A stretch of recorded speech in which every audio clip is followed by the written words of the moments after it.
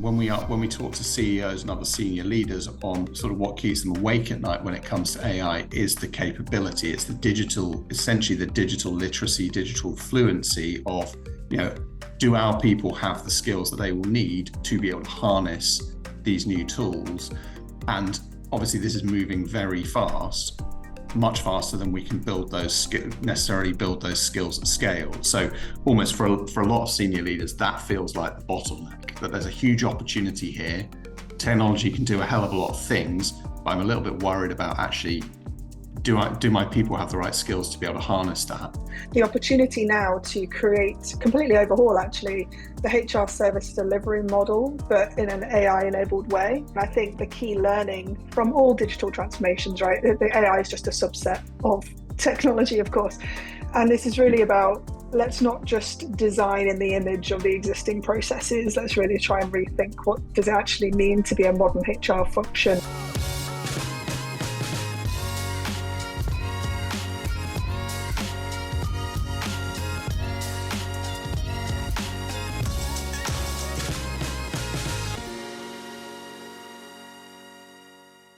Hey everyone, welcome back to the HR Leaders Podcast. On today's episode, I'm joined by Ben Frost, Korn Ferry Solution Architect, expert on skills, job architecture, and AI's impact on work, and Zoë Cannings, Oracle's HR Transformation Director, helping organizations shape the future of HR with AI and innovation. During the podcast, we discuss how AI is really being used in HR, what's working, what's not, and where this is all heading. We also unpack how AI is driving greater efficiency, innovation, and employee engagement. And lastly, we're going to share practical advice for HR leaders looking to build their AI strategy and get ahead in 2025. Before we dive in, make sure you hit the subscribe button, turn on the notification bell, and follow wherever you get your podcasts. With that being said, let's jump in. Ben, Zoe, welcome to the show. How are you? Hi, Chris. Good, thank you. Nice to see you. Yeah, very good. Good to be here. So you typically help preparing for some episodes in the past. Now you're in the hot seat. How does it feel? Different, yeah. Pressure. I didn't mean it to feel pressure. that wasn't the intention as well. But good to see you both. I'm really excited about the topic we're talking about today. Of course, we couldn't have a conversation without talking about AI. What a crazy world that would be if we don't talk about AI. But I want to jump in with a level setting question. Where are we today? What you're seeing, what you're both seeing with AI and HR. Are you seeing real impact, or is it still early days? You want to kick us off, Zoe? Sure, yeah. I think, yes, of course, AI is the topic of the century, it feels like so far.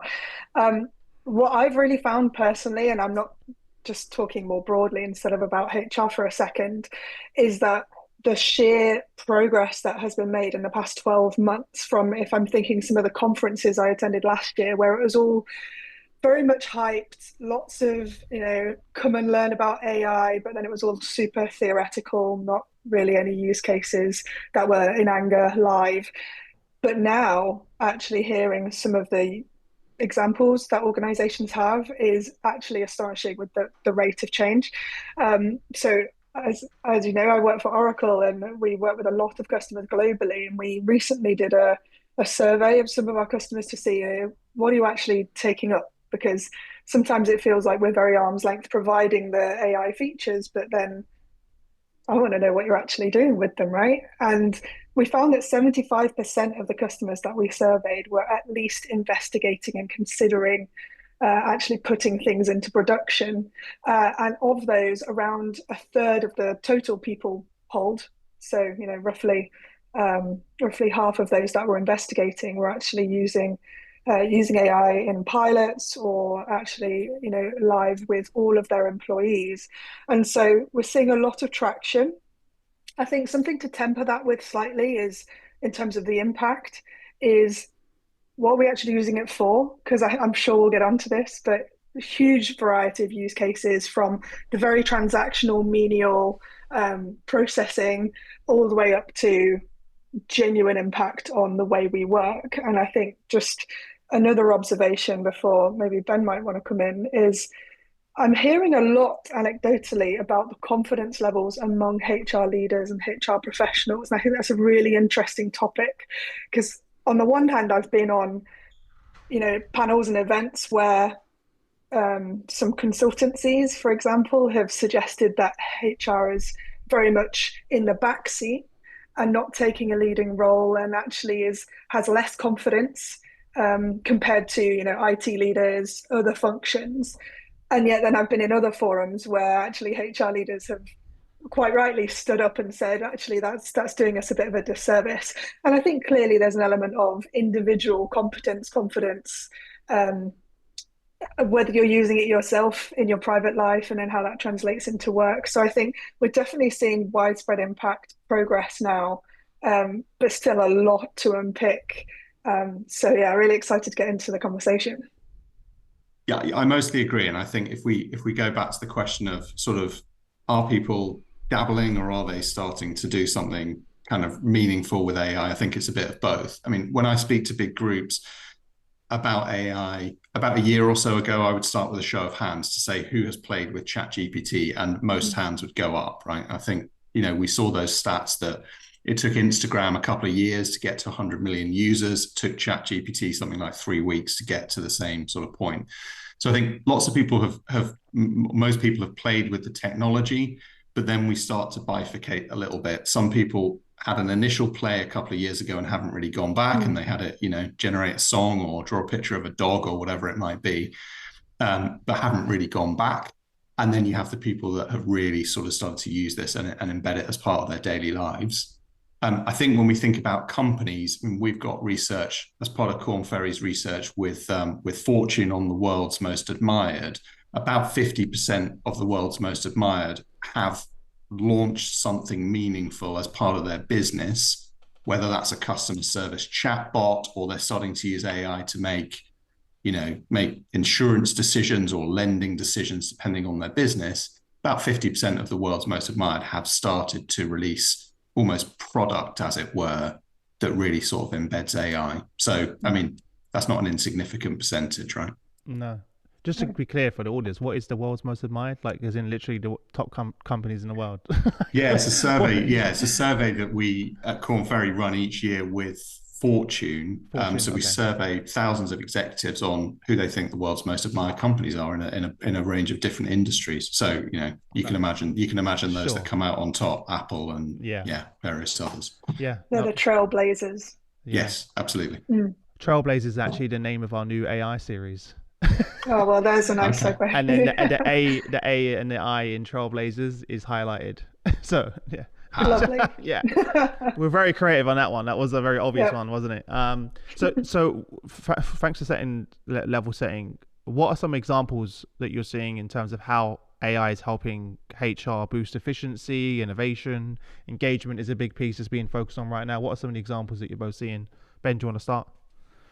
So I think, the first thing that obviously everyone can do is start to empower employees with these power tools, right? That, we've now got the ability that means we can draft things much more quickly. We can, we've got the tools that can do some of the, what we would have called the boring work, or actually the real heavy lifting to get to a first draft. So I think sort of equipping our employees, whether that's in HR or whether it's in the business more broadly, with some of those power tools is, a huge step forward. Within 5 minutes, you can have 5 first drafts, and you're the expert that sort of says, actually, I like that one the best, and here's how I want to shape that from here. Instead of that horrible sort of opening a Word document, just having a blank sheet of paper with the cursor blinking at you and writer's block to write from there. So obviously there's a huge sort of productivity gain. The other thing we see there's obviously a big thing in recruitment. When it comes to finding candidates, for example, going out and there's an enormous amount of information out there about candidates, their experiences, their skills. No human being can cover all of that. And so what AI really does change the game on is you can send AI out to go and look at LinkedIn profiles, look at job postings, and synthesize that information and bring it back just at a scale that a human being would not have a hope of being able to do. So I think that's a really obvious sort of use case in recruitment. And then I think one other thing, I mean, I see a lot of organizations starting to dabble with sort of chatbots, essentially. How do we provide our HR service to employees? Almost everyone has an HR manual, right? Usually runs to sort of 100, 150 pages, tells you everything you would need to know. And all the answers are in there. Nobody wants to read the HR manual. That's not a great, that's not a sort of employee focused service that you get from HR. So why not train a chatbot on all of that text, that 150 pages of text, make that available to employees. And when they want to know, I don't know, how to change the beneficiary on their death benefit, instead of having to ask HR say it's in the manual, go and read the manual, you can just interact with a chatbot that's trained on that and start to get the answers to the questions that you actually have, rather than having to swallow a big book. So I say a few different things. Let's empower our workers with the power tool. We see really obvious impact in recruitment and then in HR sort of service delivery as well. Yeah, and I totally agree. I think very similar examples that I was thinking of. From an efficiency standpoint, I think absolutely it's about just getting those tasks out of the way of employees so they don't even need to know they're even happening in some cases. I mean, you mentioned beneficiaries there. The autonomous agents, and as we're coming on to the multi-step agents as well, it's not just about finding the answer to something or the knowledge around something or the policy. It's actually about, okay, well, thanks, but now go and instigate that on my behalf, go and complete that task for me so I don't have to even worry about it. I actually used one of the benefits specialist agents that we've just turned on internally. And you know how it is. Got to January, I signed up for my benefit elections, promptly forgot about all of it. And then I got a form through from one of our benefit providers, had no idea what it was talking about, had no idea what I was eligible for, didn't know where to find information. And lo and behold, go into the system, talk to the agent, and it came up with the answers. And honestly, that would have been a 30-page document that I was very glad to not have had to have read. So yeah, absolutely agree, that being one example. Recruitment, totally agree. I mean, there's a fairly established history in recruitment of using machine learning capabilities. So things like matching candidates to roles, matching skills to jobs, etc. So the organizations that have embedded those features, and that's not everybody either, clearly, but I think the organizations that were already on the front foot with those types of capabilities are now really primed for some of the next wave of autonomous agents and things. Like I said, I mean, we've got one organization that I met with recently that have halved their time to hire just by using the machine learning features in combination, and now looking at things like agent capabilities for answering candidate queries out of hours and things like that, and really helping with the responsiveness of the HR and recruitment team, but also that candidate satisfaction and being able to preempt those questions and things like that. And then I think on top of that, Chris, I think you mentioned kind of innovation, and I would totally agree again. The opportunity now to completely overhaul actually the HR service delivery model, but in an AI-enabled way. But really, and I think the key learning from all digital transformations, right? The AI is just a subset of technology, of course. And this is really about, let's not just design in the image of the existing processes. Let's really try and rethink what does it actually mean to be a modern HR function and service delivery, customer service. I know it's a bit of a contentious word, but we are effectively there too. As you said as well, Chris, the employee engagement side of it. And I think just lastly from me, engagement's always been a tricky term for me, to be honest. And I prefer to break it down into, okay, well, what do we actually need employees to be engaged for? And there's an element of it which is compliance, frankly, from a policing and a very traditional view, but that angle, and making sure that things are as accurate, removing rework, removing error as much as possible, then moving into I'd say what the bulk of it is, which is actually participation. HR is contingent.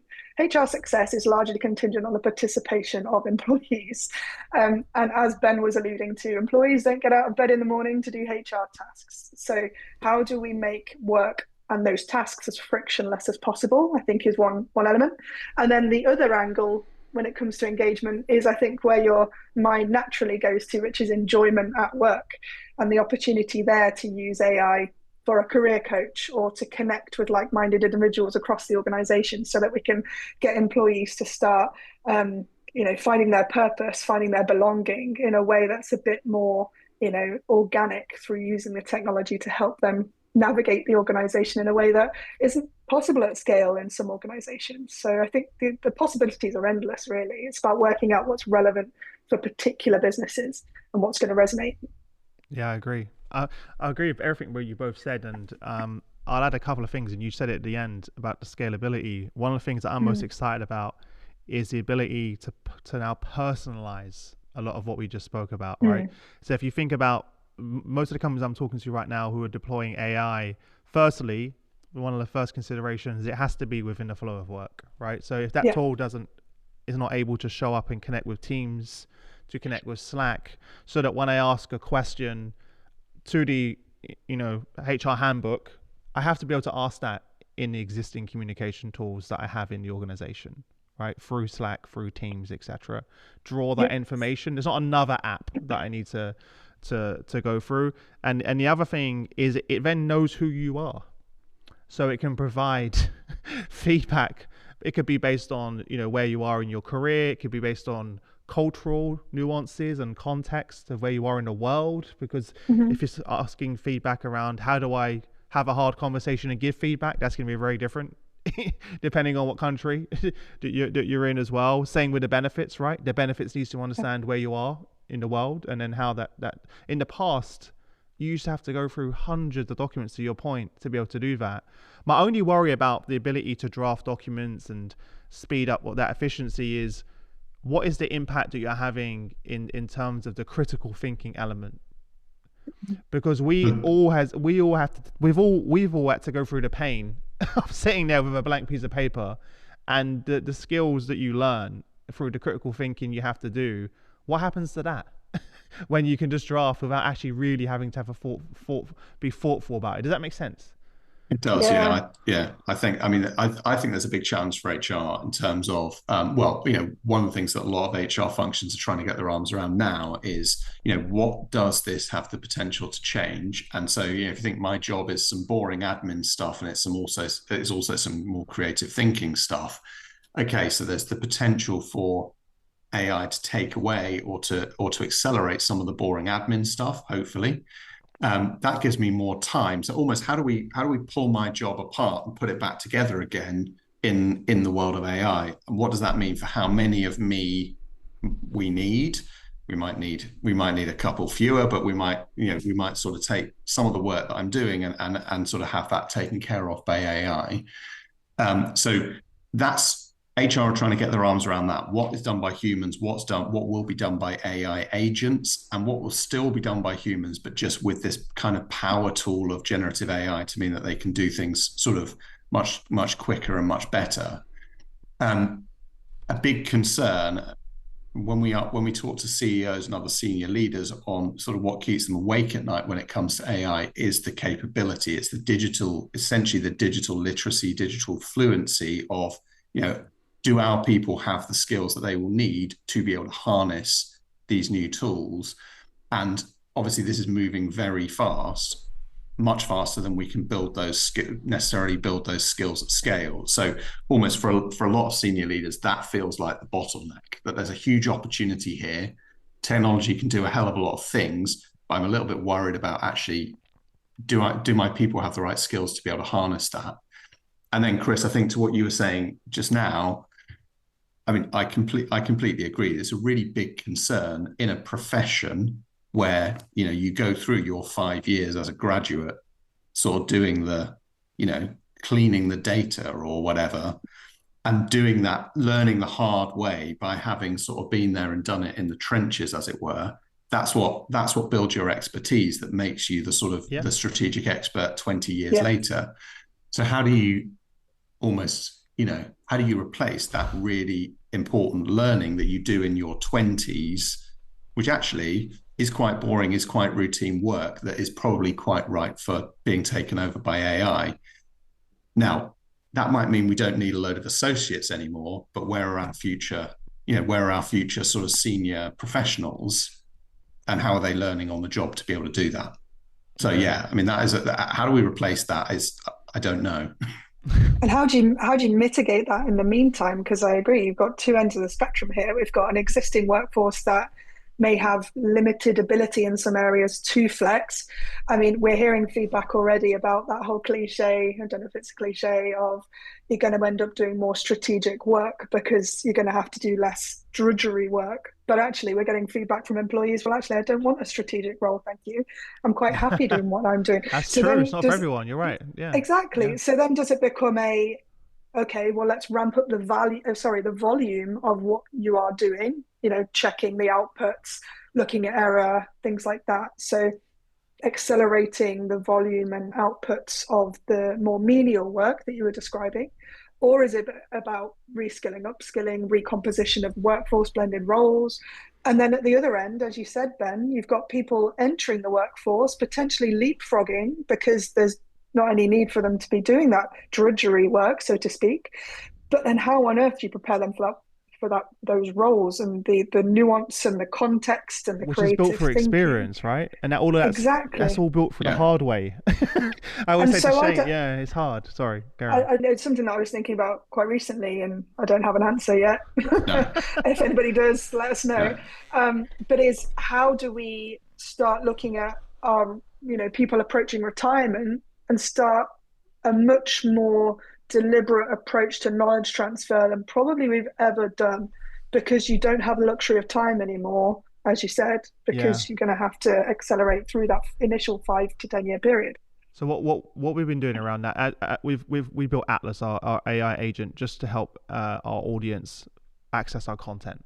So right, it's purely a content play. Like, how do we leverage AI that I can ask a question based on the 1,500 episodes of this podcast and say, what are the skills you need to be a CHRO? In seconds, Atlas can go through, 1,500 hours of content to be able to do that. But we also built into the agent we've built specific agent experts to actually retain the information that's being received. So if you imagine you had a sales agent, right, in your business that is being trained by your top sales executives for a year.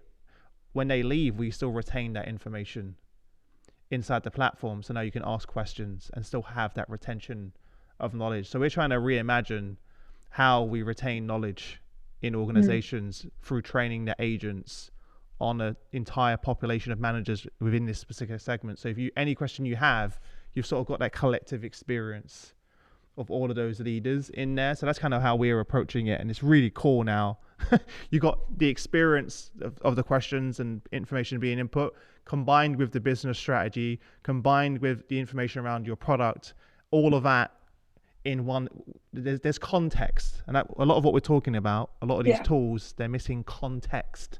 They may be able to read a document and provide information back or write you a email, but is it within the context of your business? Right. And that in itself is just a quick point. That's really key for the business acumen among HR professionals and HR leaders as well. Because that's something we've been talking about for years. But if we're now talking about HR content and knowledge itself being automated in a fashion, and it's being the business context that is actually a differentiator, then HR itself is then in competition with other business leaders potentially. Yeah. So having to be on the front foot there. Sorry, Chris. No, I agree. You 100%. And we haven't figured that out yet. No. Everyone listening is like, oh my God, what are we going to do? I think I was going to say, I think there's also, I mean, as well as that, I think there's also a role for HR here to sort of say, actually, well, almost to be in the lead to sort of say, obviously it will be IT that might develop some of the guardrails. How do we safeguard our data? What, which things can we sort of turn over to AI? What data are we going to feed that AI? How do we protect our sort of secrets and that sort of thing? But I do think there's obviously there's concern out there about what AI is going to do for people's jobs. There was a World Economic Forum report sort of earlier this year saying 90 million jobs will be sort of lost, mostly because of AI between now and 2030. What that report also said was that about 170 million will be created, again, mostly because of AI. Now, I think it's really easy to see what the 90 million might be. Things like legal discovery, where you've got lots of contracts and you can just put an AI on that to go and sort of chew through that data and bring back the key points. Okay, we're not going to need humans to do that soon because we'll be able to put AI onto that job. It's much harder to see what 170 million new jobs that might be created and the opportunity that might be created because of this. So I mean, there is a lot of concern out there about, is AI coming for my job? And I do think HR has a huge role to play to say, actually, this is a big opportunity as well. If, you are able to learn, if you're sort of digitally fluent and you're, open to these new concepts and bringing them into your work, there's a huge opportunity. Now, it's a bit more complicated than just sort of saying, trust us. Trust us, there's a big opportunity. You have to build that as a culture, and that takes a long time. If that's not the job of HR, then I don't know what is, to sort of build that kind of open, actually, we're going to change the way that we work. We're going to be open to new things. We're going to be digitally literate. We're going to learn new tools and techniques because our work will be evolving. Our work will be changing. How do you build a culture where that is kind of second nature? Because that helps to allay a lot of the sort of fear that might be out there about, is this coming for my job? HR has to be at the forefront of that, surely. That's why we have to get rid of the focus on jobs and start focusing on skills, because this is evolving so quickly that we can't, a perfect example I used the other day in a conversation with a couple of my friends. We all remember when we said, oh my God, the next big job is prompt engineer, and millions of prompt engineer roles, they no longer exist. No, that was the shortest lifespan of a job I've ever seen, because the technology evolved within a year. To your point, Zoe, in the beginning of this call, within a year we went from talking about it to it being a reality. And now my head of AI engineering, Marvin, is like, no, we don't need prompt engineers because the AI is now smart enough that whatever you write in, it can give you a good answer. And so my worry is those skills that you mentioned that will be created, those jobs that you mentioned that will be created, the technology is rapidly evolving so fast that they're going to go away as well. So we need to focus more on skills as an organization, as opposed to jobs. Well, I mean, then let's talk about skills, because I think, actually a lot of some of the more detailed, prompt engineering is a really good example. You could go around chasing your tail on whatever the latest sort of technology is, and you could be forever chasing your tail on those sorts of things. I see a lot of organizations, I mean, actually, this isn't necessarily new, but telecoms companies are a good example where, the standards, the protocols, the really specific technologies change quite fast. Telecoms companies almost have to have a sort of a twin track approach to say, yes, we do need to go after some of those really specific, technology protocols. And of course, we'll need people with those skills, but there's a limit. You could drive yourself crazy chasing that, forever and still never sort of be on top. So actually the other track has to be, let's focus on some of the core things that don't change, that we want to hire people, might sound old fashioned. Let's hire smart people with good learning, agility, resilience, adaptability, openness to change, openness to learning. I mean, those core skills and quite innate sort of things. If we can hire people that have those, we're probably going to be okay. And, it might sound old fashioned. Hire smart people that you can teach new things to. Yeah. And actually that's going to be quite a good thing. So I think, for a number of years now, companies like telecoms where technology has been changing quite fast, they've almost had to follow that twin track approach. Like, what's the enduring stuff? Yeah. And then actually how do we train for some of the more perishable stuff that is hot now, but it might not be around in 2 years' time. Yeah, I think it links back again to that art and the science kind of spectrum of skills, because as you say, soft skills, as they're known, they are going to be absolutely key, being adaptable, being versatile, etc. But as we've also said in this call, is having that digital aptitude and the more hard element, albeit, that will evolve and continue to change depending on the technology at hand. But just the ability to turn your hand to those things, or at least in a very sort of product ownership, business partnering sense, at least understand what questions to ask, understand what kind of tools to leverage, which is a skill in itself, you could argue as well, that HR needs to lean into. And I think this is really where, and we've talked about the rapid pace of change with all of this stuff, and HR leaders, people listening might be thinking, where on earth should I start? And I think one of the key points is it's not all on you either. There should be an absolute requirement for everyone in HR now, every single SME, whether they're a policy specialist or they're, a HR operations leader, they need to have their eye on the ball. What kind of AI enablement is there potentially for their area of work? How can that be harnessed? And then let's start a conversation and let's start co-creating what this future of work, future of HR, the dual role of HR, what does it mean for my organization, but what does it mean for me and my team? And let's get going on that and make sure everybody feels accountable for chipping in to what that looks like. Yeah. And if you haven't already done so, all of the HR executives that I chat to who are really leading this charge, they went to the business and assembled their team. Mm-hmm. They went to IT, they went to operations, they went to finance and created that AI council. They lead it. And they took the initiative to do that. So if you haven't already got that in place, where it's an AI ethics council, etc., bringing in the stakeholders, and when I'm having conversations with them about embedding AI, they're like, well, of course, they're my partners in the business. We had Kyndryl's chief people officer do a session with their CIO, and we speak every week, Chris. And our CHRO audience was so surprised. What do you mean you speak to your CIO every week? Yeah, of course. What do you mean? I have to speak to my CIO every week. We need to be, completely side by side on this. As well, and they have hard conversations, and they don't always agree, and it's tough sometimes as well. And they're now combining their budgets, actually, interestingly, as well, to achieve more as well. So you need that. You need those strong relationships in the business, and make sure you go reach out and make that happen.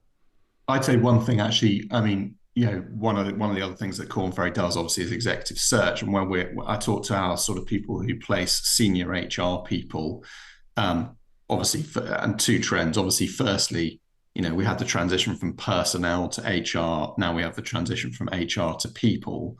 But almost all the time that we're placing a chief people officer, it's almost always a chief people and something officer. It might be people and culture, but very often people and transformation. Mm-hmm.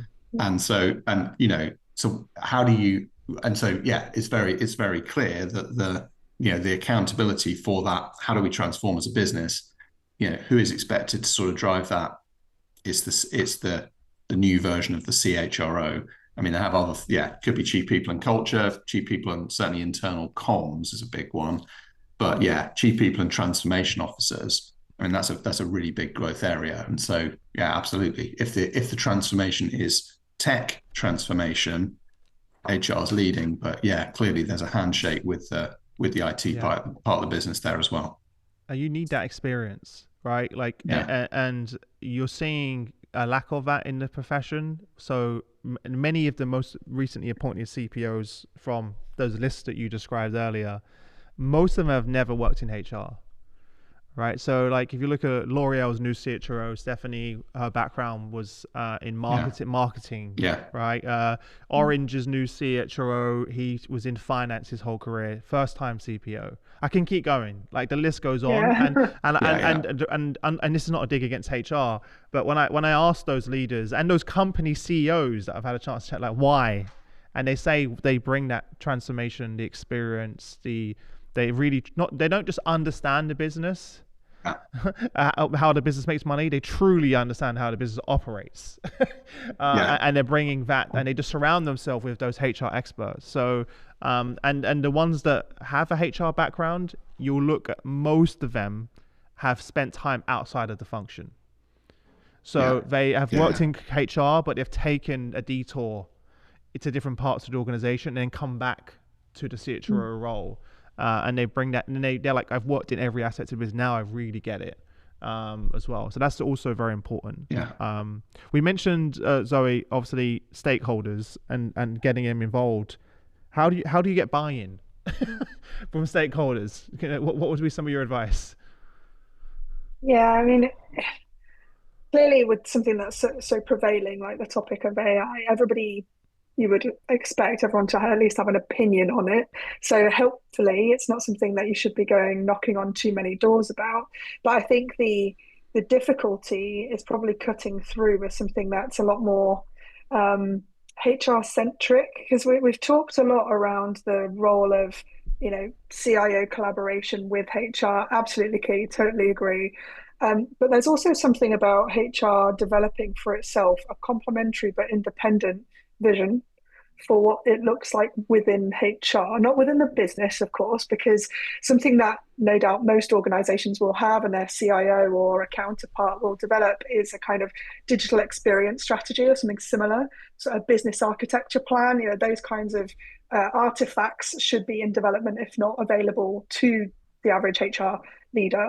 But then starting to look at how HR necessarily needs to differentiate itself. And of course, that comes ultimately back to the processing of employee data. And not everybody in the organization will be aware or, knowledgeable enough about where those guardrails need to necessarily sit. And so I've seen a lot of conceptual business models around the front end platform for employee engagement and the principle of having a single source. And I think, Chris, you were alluding to it earlier, not having too many apps and not clicking around every single different tool. Having said all of that, though, looking at where the data is inputted, what the data is, what level of sensitivity it is, what category of data it is, all those types of things. Aside from maybe your more sensitive business, operational, financial information, employee data is obviously up there with your highest risk category information. And that's both from a perspective of external threat and also internal threat as well.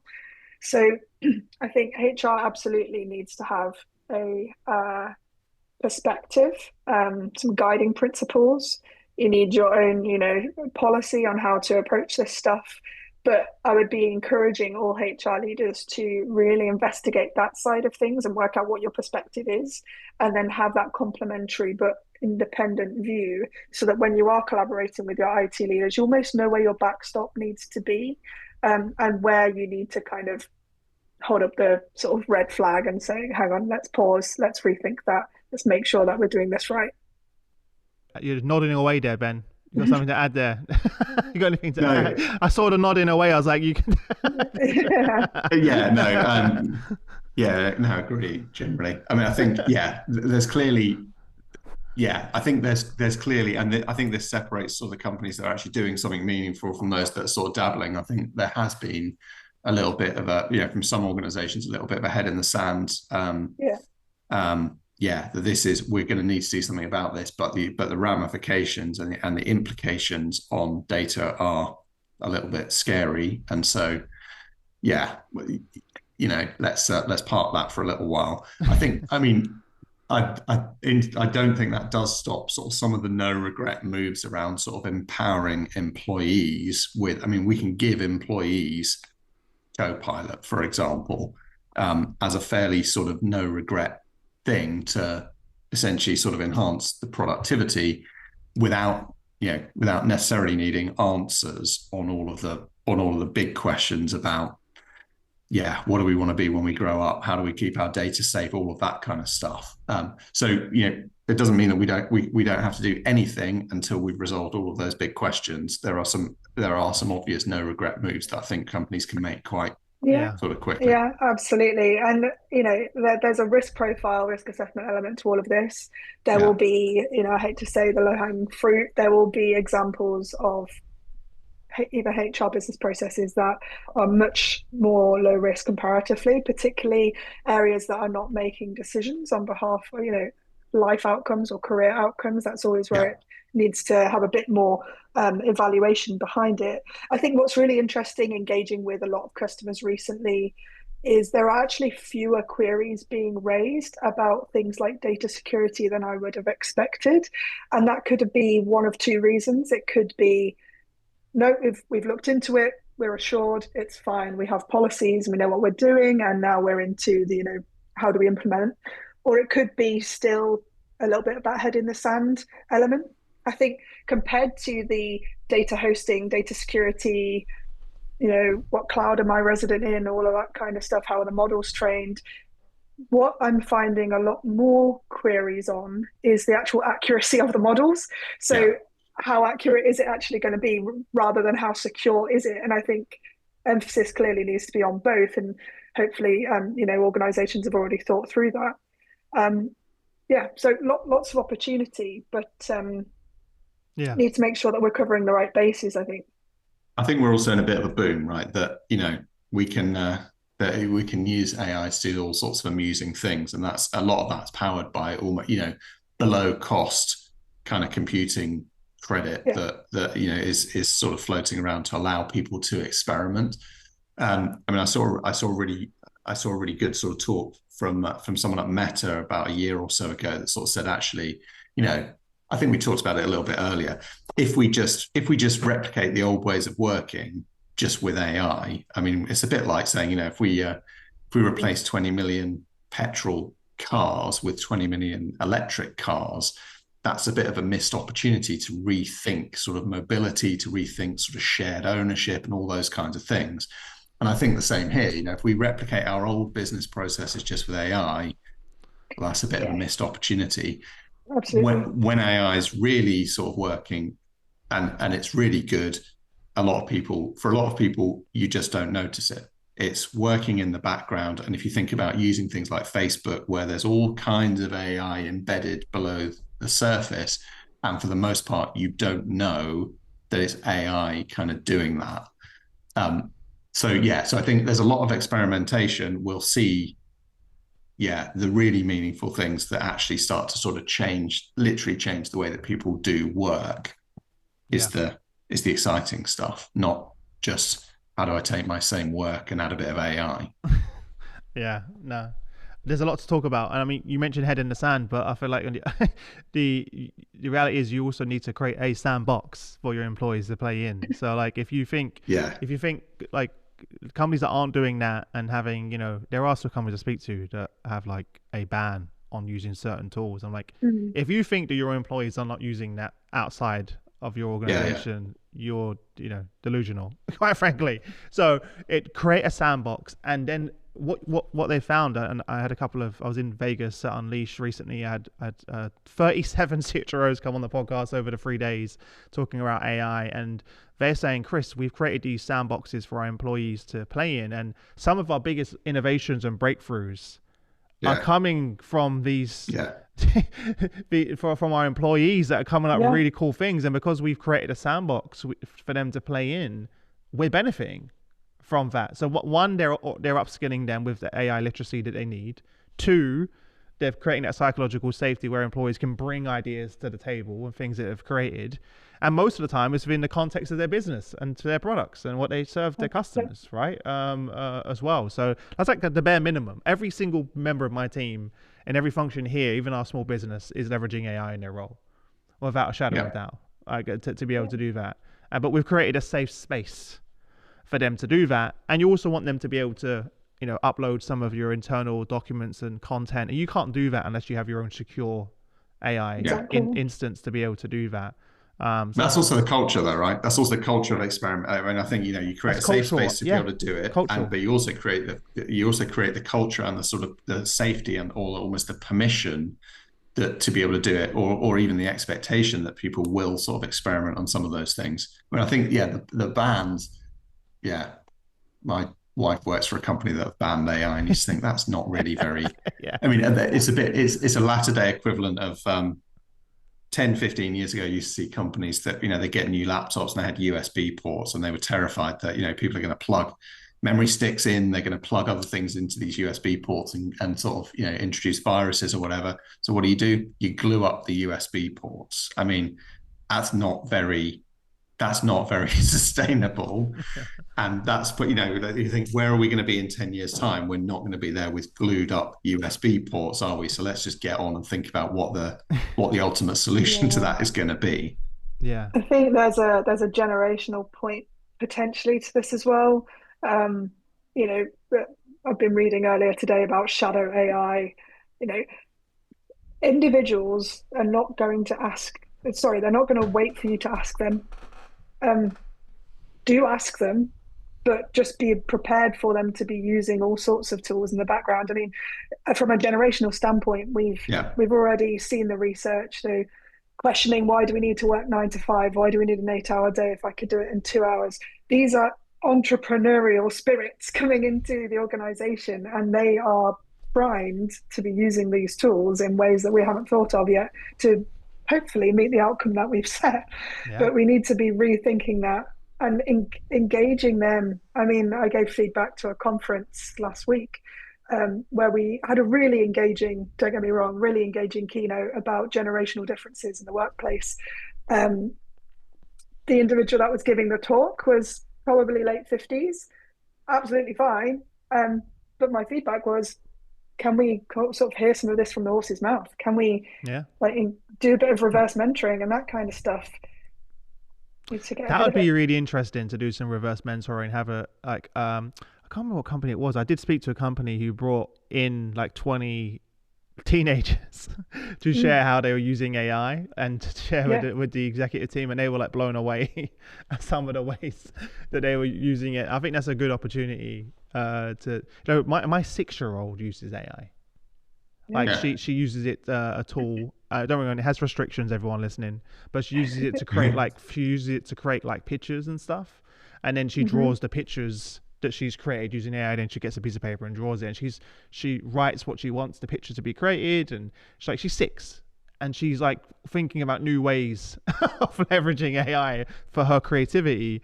And I love that, because then she goes and draws and paints, so it kind of mixes technology with creativity, which is quite a nice blend as well. But the reality is they're going to be using these tools regardless, so you want to empower them. I feel like this is less of a technology challenge, and like what we just said, is more of a transformational and cultural change. That's going to be the biggest challenge of everything. I know we just spoke a lot about AI, but the biggest challenge is going to be the cultural and transformational piece, like anything, because the technology is going to continue to evolve. So that can't always just be the focus. The transformation and change piece is going to be the tough part of this. And that's versus humans in general, isn't it? Exactly. We're going to go through a lot of change over the next 10 to 20 years for sure. And we've been hit by a lot in the last 3 years, if from every direction: AI, social, politics, pandemics, you name it. It's quite, we have to have a bit of empathy right now for everyone. It's a lot to take on board right now. Yeah. Before we go, this was never going to be half an hour, was it? We were like, listen. We could go longer, couldn't we? Yeah. We don't know how we doubled it in an hour, which is good, and we didn't even get through all the questions. Before I let you both go, what would be your parting advice to everyone listening, and where can they follow each of you and connect with you if they want to reach out and say hi? Zoë, do you want to go first? Sure, yeah. I think just quickly then, I would definitely recommend that everybody listening, if you feel that you need it, you seek internal and external support. So we've talked a lot about internal support, getting your collaborative networks in place, having those blended teams, assigning an AI product owner of some type. And also making sure that you're co-creating with employees and bringing those networks together. But then externally as well, I would say, just from a vendor perspective, providing these technological features to businesses, there is very little point us developing these features if everybody is sitting, wondering, struggling how to actually use them and leverage them effectively. So please do lean on your technology partners. They will have a perspective, and they will be able to come in and help you embed some of this. And I think in the newsletter that you'll all get with the podcast, there's going to be an Embracing Generative AI paper in there. Check that out. It's got some Oracle contact details in there, but do feel free to connect with me on LinkedIn as well. I'd be more than happy to have a chat with anybody listening.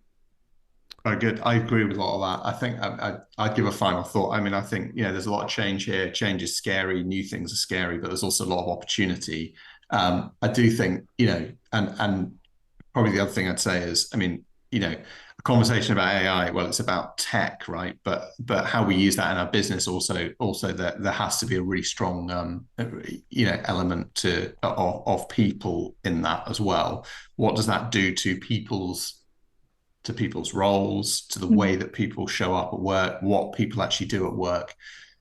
There's a big opportunity here, but we do have to sort of make this work for us. And I think instead of us all being slaves to AI, let's make the AI sort of work for us. There's opportunity, I think, to make people's jobs much more interesting. That hopefully we take away some of the boring stuff and actually free people to do some more of the creative thinking that hopefully is the thing that we're actually paying our sort of well-educated, intelligent employees to do. It's not to do their admin. So let's hopefully use AI to sort of free people to do more creative thinking. And in that, hopefully there's a big opportunity. So I'm sort of optimistic about I mean, change is scary, but I'm optimistic about the opportunities here. And then, if you want to talk in more detail, as with Zoe, you can find me on LinkedIn. Amazing. Pretty easily. Thanks so much. I appreciate you both joining. The link to the report that Zoe mentioned will be in the description. So wherever you're listening, watching right now, the link will be below. And also there'll be links to connect with Ben and Zoe on LinkedIn. Their LinkedIn profiles will also be below. Let's make it very easy for you all. But thanks so much. Really enjoyed the conversation, and we'll wait a year and do a part 2 and see if our predictions. I won't be here. I've been replaced with AI. I'll be chatting with your agent, basically. Yeah. I'll just be chatting. Well, I'll just bring both your agents on the show, and then we'll just have a chat. And my agent, our 3 agents, so we'll just have a conversation on there as well. But enjoy the rest of your day, guys. Thanks so much for coming on the show. I appreciate you. No worries. Thank you very much.